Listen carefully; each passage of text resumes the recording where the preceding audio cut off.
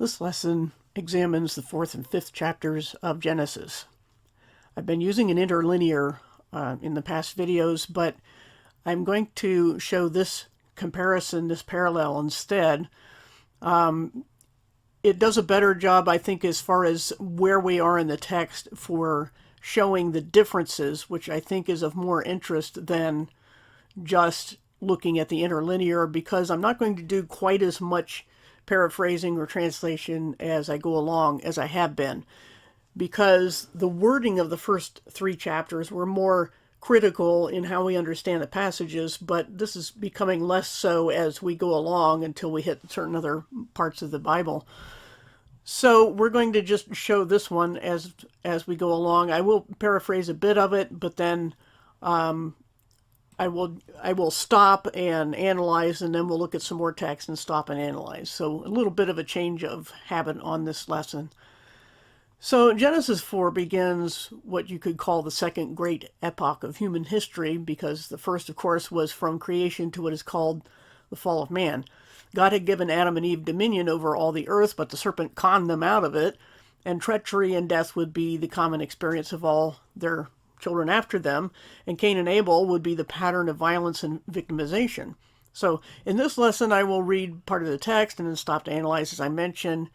So we're just going to hit some key points, but let me read the first 7 verses the way I understand it. Adam was intimate with his wife Eve, who conceived and gave birth to Cain, and said, "God has given me a man." Later, she gave birth to his brother Abel. He grew up to be a shepherd while Cain worked the land.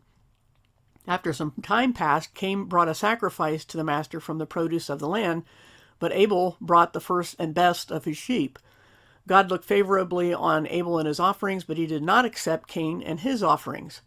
So Cain was extremely disturbed and became depressed.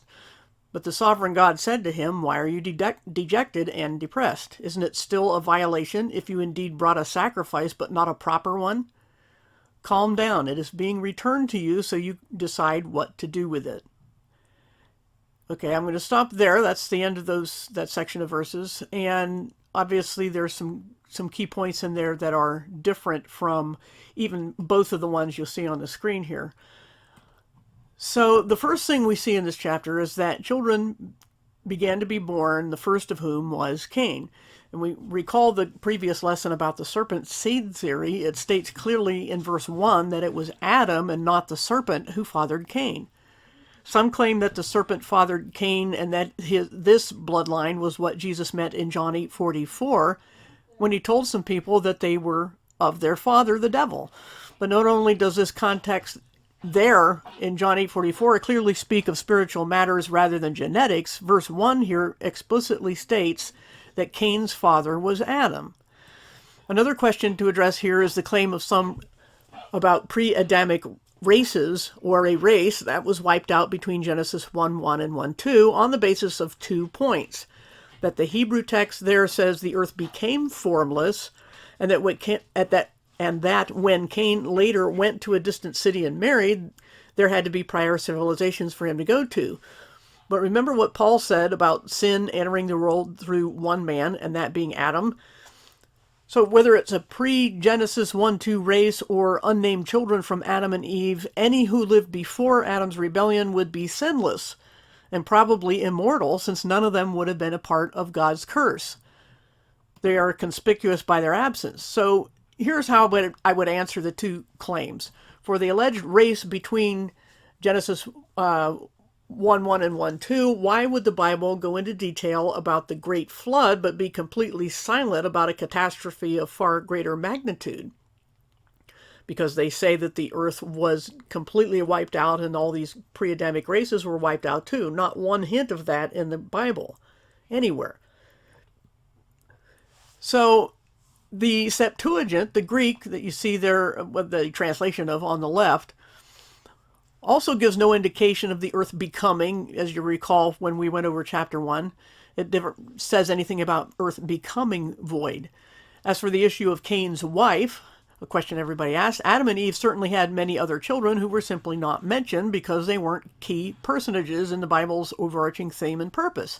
And if anyone objects to the practice of what we now call incest, which had to be the case when the human race was just beginning to multiply, such a law was not yet given or needed. The reason God would later prohibit it is because of the ever-degrading nature of our genome and the errors that had built up by them, which would result in mutations.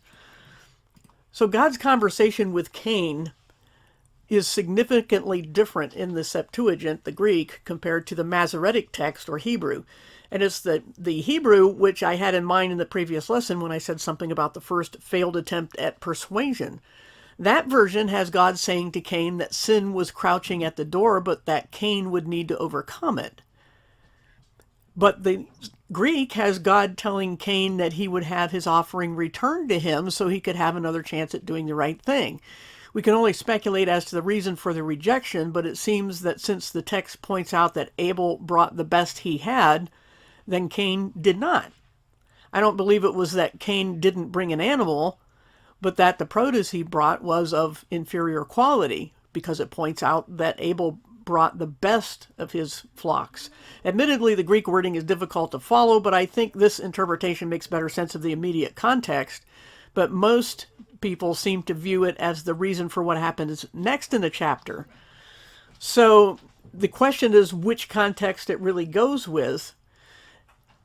And I'm sorry, I think I've had chapter 5 up here. I meant to have chapter 4.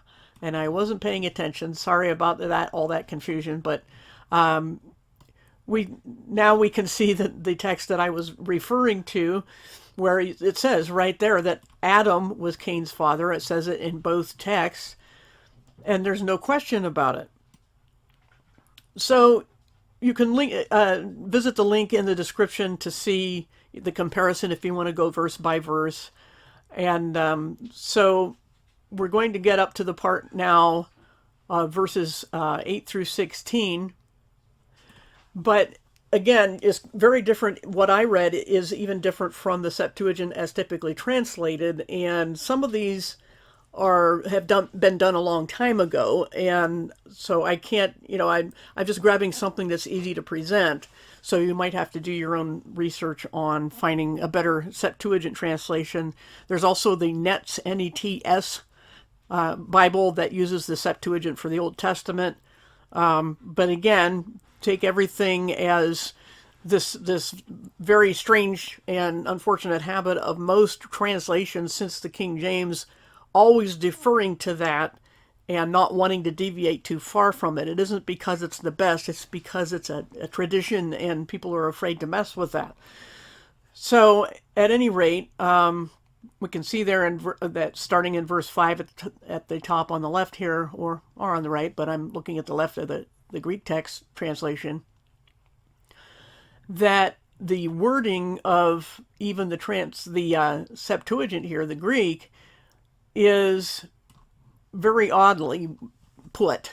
It doesn't make much sense as a translation, and the Hebrew has a very different meaning, as I mentioned. So all I can do is tell you what I think after looking over a bunch of things, that I think what was going on here is God is saying, I've rejected your offering to Cain, and saying, try again, basically. He's saying, I'm giving this back to you, because there's remember that word apostrophe from the previous lesson. It doesn't mean submit, it doesn't mean master something, it just means to turn around and go back. So what God is telling, I don't know why the habit is of the translators of the Septuagint to always have it something to do with submission, but the meaning of the word is to turn back. And so God is giving back the offering and saying, Cain, it's up to you what you do next. So either way, I think it fits with the next passage, starting in verse 8, under the highlighted text that I have there. And here's how I would put verses 8 through 16. Now Cain said to his brother Abel, let's go out to the field. After they got there, Cain attacked his brother Abel and killed him. Then the sovereign God confronted Cain, where is your brother Abel? How should I know, he retorted, I'm not his guardian. "What have you done?" the master demanded. "Your brother's blood shouts to me from the ground. So now you are accursed from the earth that opened up its mouth to take your brother's blood from your hand. When you work the ground, but it no longer yields good produce for you, you will be miserable and weak." Then Cain replied to the master, "My crime," this is a difference from the Hebrew text, "my crime is too great for me to be forgiven. If you banish me from the earth and from your presence, I will hide in misery and weakness on the earth, and whoever finds me will kill me." "Not so," replied the sovereign God. "Anyone who tries to kill Cain will suffer 7 times as much punishment."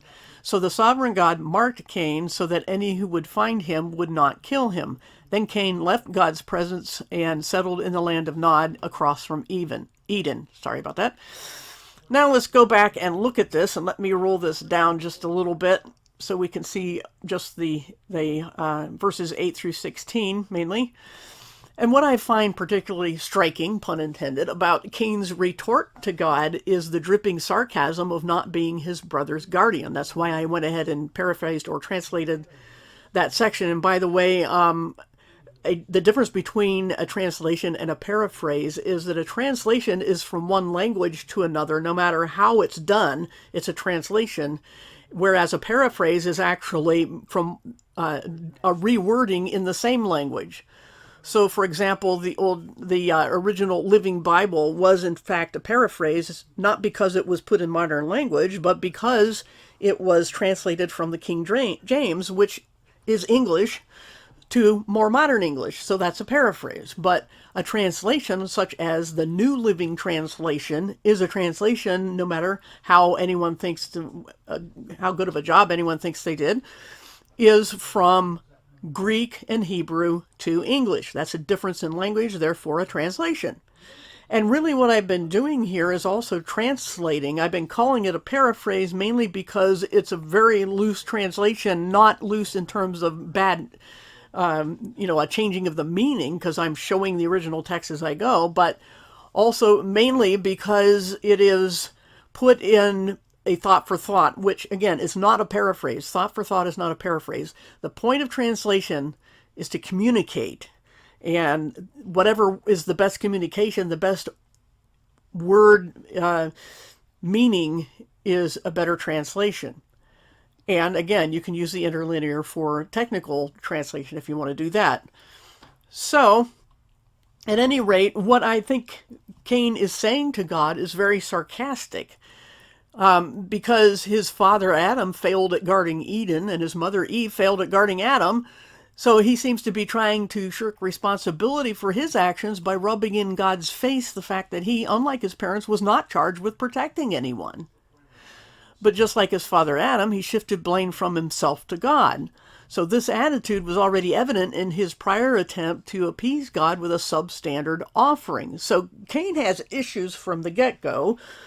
He is trying to use very underhanded tactics to disrespect God, first of all, with a substandard offering, and then saying, hey, you never told me to guard my brother, so why are you having a problem with me? So, of course, God wasn't having any of that, and he pronounced a curse on Cain himself, as opposed to when God cursed the ground on Adam's account. Here, he curses the person. So, and here again, the Greek wording is significantly different from the Hebrew wording, which has Cain saying his punishment was greater than he could bear, rather than that his crime was too great to be forgiven. Those are completely different things. It seems to me that the Masoretic text, the Hebrew text, almost seems to try and garner sympathy for Cain, saying, you've punished me too harshly, let's have some sympathy for Cain, whereas the Septuagint says that Cain feels really bad about what he did and that he shouldn't even be forgiven. So just to make that point. Now, if I scroll down a little bit so we can see more of the rest of the chapter, starting in verse 17 through 26, of course. I'm not going to go read through that since it doesn't seem to have very significant differences between the Greek and Hebrew on that part. First off, we see that Cain marries, and we've already addressed the issue of where she might have come from in a previous video. But keep in mind that names are often given to more than one person, just as people have always done since then. We see the name Enoch But we know this isn't the Enoch mentioned by Jude in Jude 1:14, because that Enoch was in the 7th generation after Adam, while this one is only the 3rd. Genealogies are mentioned in a prior lesson, but they only began with Noah's son Shem. But here we see that Noah's father Lamech traces back through Methuselah to someone called Mehujael, to Enoch, to Cain. And why does that matter? Because then what becomes of the serpent seed theory from the line of Cain, since Noah is in Cain's genetic line? How can they say that Cain's line is satanic when Noah, the only righteous person saved through the flood with his 3 sons and their wives, is in the line of Cain? How can Cain be an evil satanic seed if Noah came from his line and no one in any other line made it through the flood except him and his 3 sons and their wives and his wife? Some claim that the Dead Sea Scrolls cite Satan as Cain's father, but you can see the text yourself in the first resource link in the description. You can go check it out. I went and looked for several resources. It says that Cain and Abel were brothers, and it says nothing about Satan. The second link says the man fathered Cain. And you can look further into the modern push for this ridiculous theory. It's not new, but it's being revived at the third link. So check those out for yourself. You can see translations of the Dead Sea Scrolls. You can see lists of what parts of the Bible were found in the Dead Sea Scrolls, and see for yourself whether or not this theory has any merit to it. Especially the third one is being heavily pushed by a person who is blatantly plagiarizing other works and leaving out parts that don't support his serpent seed theory. Now, the rest of the chapter here is genealogy, but it includes some interesting remarks about the originators of things like music and instruments, metallurgy, raising cattle, and so forth. Verse 23, you can see there, begins the account of Lamech, who killed a young man, and this is the father of Noah. Though it isn't clear in the Greek text whether the young man was killed for wounding Lamech, or that Lamech was grieving over the youth's death, as it has it more in other translations, it's interesting that he claimed even more protection for himself than God gave to Cain, though God doesn't say so here. So Lamech is just claiming that because he killed someone, he should be protected, just as Cain was, even though Cain committed murder, and it seems like Lamech was doing self-defense. So it's just reported. It's not explained really in the text. And then the last 2 verses name Seth as another of Adam and Eve's children. So Seth is the 2nd generation. And then Seth fathered Enos, which is not Enoch. Different person, different name. And notice also as we go along that it's been Eve who is naming her children, and that she considers them blessings from God. Just as something to point out as we go through the text, that it isn't always Adam naming people, it's Eve at the start. The Greek text differs from the Hebrew text in the final sentence. The Greek says that Enos hoped to call on the name of the sovereign God, but the Hebrew text says then men began to call, or people began to call. So neither reading is actually very informative, but it's just to point out a difference between the two. But again, what can you do with that, since the Bible never really explains what that means? People can speculate and say that that means people started to actually try to reach back to God, who had, driven Adam and Eve out of the garden, and sometimes still spoke to people like he did to Cain, but not on a regular basis. And so, again, the Bible doesn't tell us how to take that statement or why it's there. It just doesn't. It's just reporting something that happened in history. And then going to chapter 5, we have another kind of a subtitle, like a separate scroll that this was written on, where it has kind of a heading to it, or subtitle, you could say. But this one is saying that what follows in the writing is focused on the genealogies, not on creation week necessarily. And this one goes from Adam to the 3 sons of Noah. There's some information that's repeated from chapter 4, but it has added details such as ages and lifespans. Then we see the famous Enoch, called by Jude the 7th from Adam.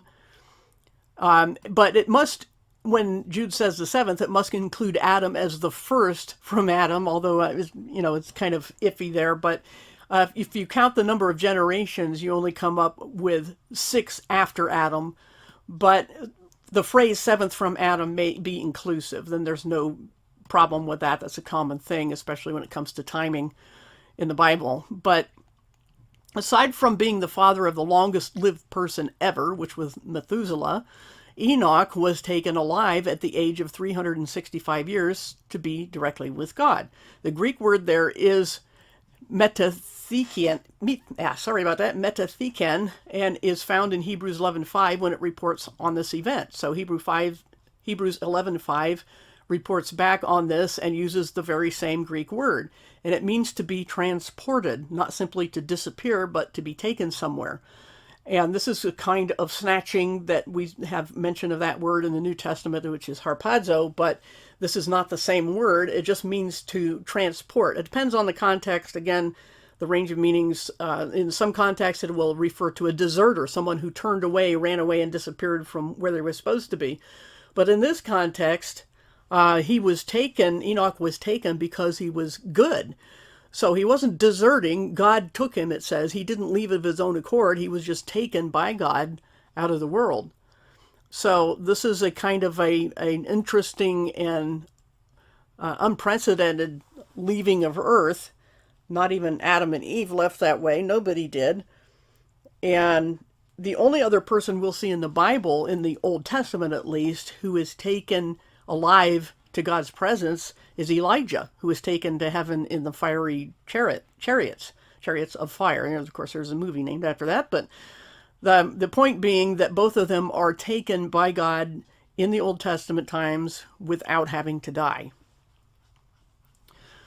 Now, everybody wants to know if this Enoch wrote any books. And there's a good article that I'll have in the description that does a good analysis of the books of Enoch. And I've read all 3 of them, the best attested ones, if you will. And 2 and 3 are pretty easy to dismiss. Their content is just obviously lower and not in line with what you would expect from Scripture, or even good literature of the time. It's just very fanciful and seems to be more copycat or later work. But we have to be careful even with First Enoch as whether or not we have the authentic one, because there are forgeries. But even so, assuming that the copy I have or any of the copies I've seen of Enoch 1 are authentic, I don't really see anything in it to give me the impression that it contained hidden or secret knowledge, or that it supplied information that's vital to our understanding of any of the things of God. It may be interesting as a historical book, if it's accurate, but I really don't see any need to force it into the biblical canon. It just doesn't say anything as far as spiritual issues go, or some people will say that it'll tell us details about cosmology or give some more backstory to things that are just touched on in the Bible. But as the link about the thorough analysis of Enoch will point out, the fact that it's filling in blanks is kind of suspect, because that's what you would expect from someone who's like, hey, I want to know more backstory on these people, so I'll just write something. So go ahead and read that article for yourself, though, but it's a very good point in my opinion. And again, I don't think there's any need to have books of Enoch. The Bible never talks about a book of Enoch. It just says that Enoch prophesied some things. So that's all I'm going to say really about Book of Enoch. I'm not going to give it a lot of importance or undue attention, because this is a Bible study, not in every book that people think should be in the Bible study. And that's really it for chapters 4 and 5. I think this is a good place to break. It's not as long of a lesson, but the next one, chapter 6, is where we read about the build-up to the Great Flood. And we'll discuss the issue of giants and all the other factors that led up to that. So again, take a look at those links in the description and follow up with that before we watch the next video. So thanks again for listening, and we'll see you next time.